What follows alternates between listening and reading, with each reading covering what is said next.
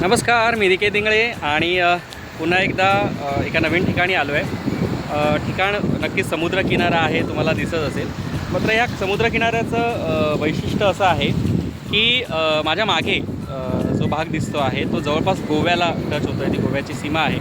आणि बरोबर दुसऱ्या बाजूला पाहिलं तर तो महाराष्ट्र आहे। म्हणजे मी बऱ्यापैकी महाराष्ट्र आणि गोवा यांच्या बॉर्डरवर असलेल्या सावंतवाडी जिल्ह्यामध्ये आहे। सावंतवाडी येथील रेड्डी ह्या गणपती मंदिराला आता आम्ही भेट दिली आहे। तुम्ही पाहू शकाल, अतिशय जुनं असं गणपती मंदिर आहे आणि समुद्रकिनाऱ्यालगतच आहे। त्या ठिकाणी जवळपास 18 एप्रिल 1976 या दिवशी कांबळी नावाचे गृहस्थ आहेत, जे खाणकाम व्यवसायामध्ये होते आणि त्यांना साक्षात्कार झालेला आहे आणि त्या गणपती बाप्पाचं तिथे आता देऊळ झालेलं आहे। बऱ्यापैकी तीर्थक्षेत्र आहे।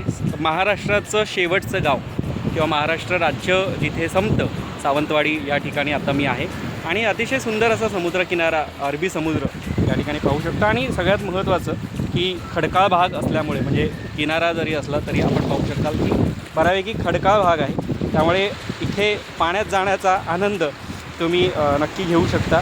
बऱ्याचदा समुद्रकिनारे म्हटले की वाळू आपल्यासमोर येते, मात्र इथे खडक आहे, त्यामुळे हा खडकाळ भाग आपण आणि आत्ता ज्या वेळी मी आलो आहे ओहोटीची वेळ आहे, त्यामुळे समुद्रकिनाऱ्यावर आपण तो आनंद घेऊ शकतो।